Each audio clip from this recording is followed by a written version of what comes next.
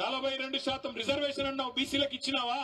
ఒక్క వాగ్దానం కూడా అమలు చేయకపోగా ఇవాళ మనం తీసుకున్న గట్టు ఎత్తిపోతల పథకాన్ని ఎక్కడున్నదాన్ని ఎక్కడేసిన గొంగడు అక్కడనే అన్నట్టు అట్లే వదిలిపెట్టినాడు. మొత్తం గట్టు ఎత్తిపోతల పథకం ద్వారా గట్టు మండలం గాని కేటీతోటి మండలం గాని బ్రహ్మాండంగా 35,000 ఎకరాలకు నీళ్లు ఇవ్వాలని కేసీఆర్ గారు 581 కోట్ల రూపాయలతో మంజూరు చేస్తే 2 ఏళ్లుగా ఆ పథకాన్ని ఎక్కడున్న గొంగలు అక్కడనే అన్నట్టు పండబెట్టింది కాంగ్రెస్ ప్రభుత్వం. అదే కేసీఆర్ గారి ప్రభుత్వంలో ఉమ్మడి పాలమూరు జిల్లాలో పెండింగ్ ప్రాజెక్టులన్నింటినీ రన్నింగ్ ప్రాజెక్టులుగా మార్చి కొత్తగా 10 లక్షల ఎకరాల కాయ కట్టించిన నాయకుడు ఎవరు? దాని వల్లనే ఇవాళ రివర్స్ మైగ్రేషన్ పాలమూరుకు స్టార్ట్ అయింది. నేను ఇదే గట్టుకు ఆనాడు ఇదే మన గద్వాలకు దరూరు మండలానికి మంత్రిగా వస్తే నేను నిరంజన్ రెడ్డి గారు మేమందరం పోతా ఉన్నాం. ఓ పత్తి చేను కాడ మొత్తం చాలా మంది కూలీలు ఉంటే పలకరిద్దామని ఆగితే అక్కడ పోయి అడిగినాం, అమ్మ మీది ఏ ఊరని.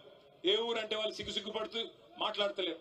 ఏమా చెప్పమ్మా, అలంపూర్ తాలూకానా గద్వాలనా ఎక్కడని అడిగితే వాళ్ళు ఏం చెప్పినారు ఎరికేనా? అన్న మాది రాయచూరు అన్న అని చెప్పినారు. రాయచూరు నుంచి ఇక్కడికి వచ్చి పని చేస్తున్నారంటే అవునన్నా అన్నారు. పక్కన ఇంకో 2 అమ్మాయిలు ఉండే, మీదే ఊరమ్మా అంటే మాది కర్నూలు అన్నా అని. మాకెంత గర్వంగా అనిపించింది ఎరికేనా?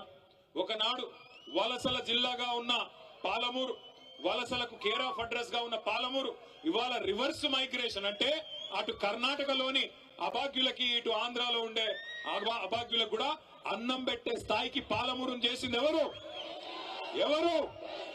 అట్లాంటి కేసీఆర్ గారి నాయకత్వంలో నడిగడ్డలో మీరు గెలిపించుకున్న ఎమ్మెల్యే మీకు పంగనామాలు పెట్టి మీకు శటకోపం పెట్టి పార్టీకి తల్లి పాలు దాగి రొమ్మును గుద్దినట్టు పార్టీకి అన్యాయం చేసి ఇలా రేవంత్ రెడ్డి సంకన కూర్చొని మీదికి మాత్రం సన్నాయి నొక్కులు నొక్కుతున్నాడు. నేను బీఆర్ఎస్ లోనే ఉన్నా అని ఇలా భయపడతా ఉన్నాడు.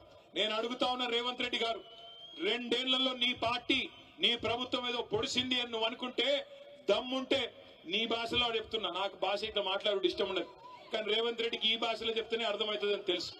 రేవంత్ రెడ్డి నీకు దమ్ముంటే నువ్వు మగాడివైతే ఆ 10 మందిని రాజీనామా చెప్పి ఎన్నికల్లో చూసుకుందాం ఎవరి సత్తా ఏందో, ఎవరి ప్రభుత్వ పనితీరేందో, 10 ఏళ్ల కేసీఆర్ పనితీరేందో, 2 ఏళ్ల కాంగ్రెస్ ప్రభుత్వ పనితీరేందో ప్రజలే నిర్ణయం చేస్తారు. ఉమ్మడి మహబూబ్ నగర్ జిల్లాలో ఒకటే ఒక్క ఎమ్మెల్యే మా పార్టీ నుంచి నీ పార్టీలోకి వచ్చినాడు గద్వాలలో. ఇక్కడనే గద్వాల తేరు మైదానం నుంచి నేను సవాల్ చేస్తా ఉన్నా, రాజీనామా చేయి, ఎలక్షన్ కు రా, ఎవరేందో ఎవరి సత్తా ఏందో గద్వాల తాలూకా ప్రజలు నిర్ణయిస్తారని చెప్తా ఉన్నా. మీ అందరినీ నేను మనస్ఫూర్తిగా ఒకటే కోరుతా ఉన్నా, ఎక్కడ పోయినా ఇవాళ ఒకటే మాట వినబడతా ఉన్నది. అప్పుడే బాగుండన్నా, కేసీఆర్ ఉన్నప్పుడే కరెంటు మంచిగా వస్తుండే, కేసీఆర్ ఉన్నప్పుడే టైంకు యూరియా దొరుకుతుండే, కేసీఆర్ ఉన్నప్పుడే బ్రహ్మాండంగా పంటల కొనుగోలు జరుగుతుండే, కేసీఆర్ ఉన్నప్పుడే మాకు నాట్లేసే టైం వచ్చింది అంటే టింగుమని రైతు బంధు పడుతుండే. ఈ ముఖ్యమంత్రి వచ్చినాక, ఈ కాంగ్రెస్ పార్టీ ప్రభుత్వం వచ్చినాక మా బాధ చెప్పరాకుండా ఉందన్నా అని చెప్పి ఇలా ఎక్కడ పోయినా రైతన్నలు ఏడుస్తా ఉన్నారు. ఆటో డ్రైవర్లు చెప్తా ఉన్నారు, అన్నా ఇది మా చావుకే వచ్చింది ప్రభుత్వం, ఇప్పటికే దగ్గర 70 మందిని చచ్చిపోయినాము, దయచేసి మమ్మల్ని కాపాడండి అని చెప్పి ఆటో అన్నలు బాధపడతా ఉన్నారు. అట్లాగే ఏ వర్గమైన పిల్లల దగ్గరికి పోతే, చదువుకున్న పిల్లల దగ్గరికి 2 లక్షల ఉద్యోగాలు వస్తాయి మొదటి సంవత్సరం అని చెప్పి రాహుల్ గాంధీ వచ్చి చెప్తే నమ్మినామన్నా, నమ్మి మీకు వ్యతిరేకంగా ప్రచారం చేసినాం, ఓట్లేసినాం. ఇట్లా ఉద్యోగాలు అమ్ముకుంటారని మాకు తెలియదన్నా. ఒక్కో ఉద్యోగం గ్రూప్ 1 ఉద్యోగాన్ని 3 కోట్ల నుంచి 5 కోట్లకు అమ్ముకున్నారు, డిప్యూటీ కలెక్టర్ లాంటి ఉద్యోగాలను. మరి ఇంత దుర్మార్గం వస్తుందని మేము అనుకోలేదన్నా అని పిల్లలు బాధపడతా ఉన్నారు, మా ఆడబిడ్డలు బాధపడతా ఉన్నారు. వాళ్ళు చెప్తా ఉన్నారు, అన్నా 2500 ఇస్తానంటే, మా పిల్లల పెళ్లిలకు తులం బంగారం ఇస్తానంటే మోసపోయినామన్నా, దయచేసి ఏమనుకోవద్దని వారు చెప్తా ఉన్నారు.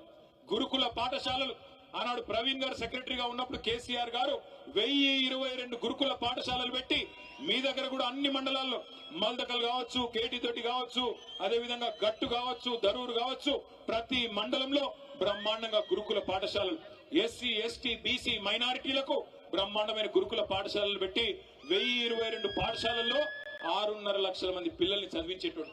ఆ రోజున్న పరిస్థితి గురుకులాల్లో ఈ రోజు ఎట్లా ఉంది, ఆ రోజు ఎట్లా ఉంది మీరు ఆలోచించండి. ఎలుకలు కొరుకుతున్నాయి పిల్లల్ని, పులిహోరలో పురుగులు వస్తున్నాయి. ఇప్పటికి 105 మంది పిల్లలు ఆఖరికి చచ్చిపోయే దుస్థితి ఈ ప్రభుత్వంలో వచ్చింది. ఇవన్నీ బాగున్నాయనా? మీ గద్వాల ఎమ్మెల్యే గారు పోయి రేవంత్ రెడ్డి సంకలో ఎక్కినాడు. గురుకులాలు బాగుపడ్డాయనా? మీ రోడ్లు బాగుపడ్డాయనా? గద్వాల తాలూకాల రూపాయి పనైందనా? ఎందుకు పోయిండు, ఎవరి అభివృద్ధి కోసం పోయిండు ఆలోచించమని కోరుతా ఉన్నా. ప్రజల విజ్ఞతను, ప్రజల చైతన్యాన్ని అవమానపరచడమే కాకుండా ఇవాళ మళ్ళొక్కసారి నాటకాలు ఆడుతున్న ఈ 10 మంది ఎమ్మెల్యేల్ని తప్పకుండా భరతం పట్టాల్సిన బాధ్యత మీరే తీసుకోవాలని నేను కోరుతా ఉన్నా. చివరిగా ముగించే ముందు నేను అడుగుతా ఉన్నా, ముఖ్యమంత్రి రేవంత్ రెడ్డి గారిని అడుగుతా ఉన్నా, మీకు ఏమన్నా కొద్దిగా రేషం ఉందా, పౌరుషం ఉందా అని అడుగుతా ఉన్నా. మీరే కదా నాడు ఎమ్మెల్యేలు పార్టీ మారినారు కాంగ్రెస్ వాళ్ళని చెప్పి మీరే కదా మాట్లాడింది. ఎమ్మెల్యేలు పార్టీ మారిన వాళ్ళని రాళ్లతోని కొట్టి చంపమని అన్నాడు. మరి వీళ్ళు ఎవరు చంపాలి రాళ్ళని, ఎవరిని కొట్టాలా ఈరోజు? మీరే కదా అన్నారు అన్నాడు. ఆ ఇంటి మీద వాళ్ళని కాకి ఈ ఇంటి మీద వాళ్ళద్దన్నారు. మరి 10 మంది కాకుల్ని ఎందుకు చేర్చుకున్నామని నేను అడుగుతా ఉన్నా. ఈ 10 మంది కాకులు ఇవాళ ఎటు కాకుండా పోయినారు వీళ్ళు. ఇవాళ గట్టిగా పోయి అడిగినావు అనుకో నువ్వు ఏ పార్టీ అని. ఇప్పుడు 2 లింగాలు ఉంటాయి నాకు తెలిసి అయితే, ఒకటి భూలింగం, రెండోది స్త్రీలింగం, అంతేనా? ఇప్పుడు మరి ఏ లింగాలు వీళ్ళు, ఎవరు వీళ్ళు? ఎటుగాని పరిస్థితిలో ఇరుక్కొని పోయినారు. ఏ పార్టీ చెప్పలేరు, ఎమ్మెల్యేలో కాదో చెప్పలేరు. స్పీకర్ కాడ ఒక మాట, ప్రజల కాడ ఒక మాట, బయటికి వస్తే ఒక మాట, ముఖ్యమంత్రి కాడికి వస్తే కాళ్ళు మొక్కేది. ఇందుక మిమ్మల్ని గెలిపించింది. తప్పకుండా అందుకే గద్వాల చైతన్యం ఉన్న ప్రాంతం, తప్పకుండా మీ చైతన్యాన్ని చూపెట్టాలి. రేపు మీ ఉప ఎన్నిక ఒక 6-9 నెలల్లో వస్తుందేమో కానీ లోకల్ బాడీ ఎలక్షన్లు ఇంకా ముందే వస్తాయి. ఇక్కడ జెడ్పీటీసీ ఎలక్షన్లు, ఎంపీటీసీ ఎలక్షన్లు, సర్పంచ్ ఎన్నికలు, మున్సిపల్ ఎలక్షన్లు తొందరలోనే రాబోతా ఉన్నాయి. నేను ప్రార్థిస్తా ఉన్నా, ఇక్కడ ఎవరు అభ్యర్థి అయినా మీ గద్వాల బిడ్డనే అవుతాడు. మీరు ఆ నిర్ణయం కేసీఆర్ గారికి వదిలిపెట్టండి. కేసీఆర్ గారు అన్ని ఆలోచించి, ఇంకా దానికి టైం ఉంది, ఉప ఎన్నిక టైం ఉంది, అప్పుడు ఆలోచించి నిర్ణయం తీసుకుందాం.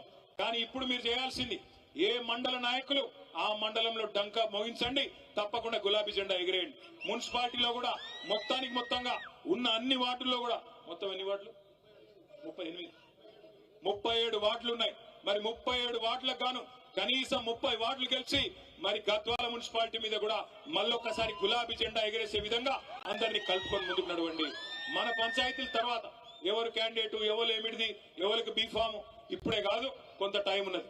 చివరిగా ఇంకొక మాట, ఇప్పుడే ఇథనాల్ ఫ్యాక్టరీకి వ్యతిరేకంగా అలంపూర్ తాలూకాలోని రాజోలి మండలం పెద్దదన్వాడ గ్రామస్తులు వారందరూ కూడా ఉద్యమం చేస్తా ఉంటే మరి ఈ ప్రభుత్వం ఎంత మొండి ప్రభుత్వం, ఎంత బుద్ధిహీనమైన ప్రభుత్వం అంటే రైతులను తీసుకొని పోయి 15 రోజులు జైల్లో పెట్టినారన్న, అన్బెయిలబుల్ కేసులు పెట్టి. వాళ్ళకండగా, ఆ రైతన్నలకు అండగా మన ఎమ్మెల్సీ చెల్ల వెంకటరామరెడ్డి గారు, మన ఎమ్మెల్యే విజయుడు గారు మహబూబ్నగర్ జైలు దాకా పోయి, కోర్టు దాకా పోయి కొట్లాడి వాళ్ళని బయటికి తీసుకొని వచ్చినారు. ఈ ప్రభుత్వాన్ని నేను ఒకటే విజ్ఞప్తి చేస్తా ఉన్నా, నిర్మల్ జిల్లాలో దిలావర్పూర్ లో అక్కడ ఇట్లాగే ప్రజల ఆందోళన వస్తే అక్కడ మీరు పర్మిషన్లు రద్దు చేసినారు. ఈ ప్రభుత్వానికి నడిగడ్డ మీద ఏమాత్రం ప్రేమ ఉన్నా, ఈ ప్రజల మీద ఏమాత్రం ప్రేమ ఉన్నా, ఆ రైతులు జైలుకు పోయిన రైతుల మీద ఏమాత్రం గౌరవం ఉన్నా వెంటనే ఆ ఫ్యాక్టరీకి ఇచ్చిన లైసెన్సును రద్దు చేయాలని చెప్పి మీ అందరి చప్పట్ల మధ్యన ప్రభుత్వాన్ని నేను డిమాండ్ చేస్తా ఉన్నా. అట్లాగే ఆ రైతన్నలు కూడా మీ కండగా మేముంటాం, మీరెవ్వరు భయపడాల్సిన అవసరం లేదు.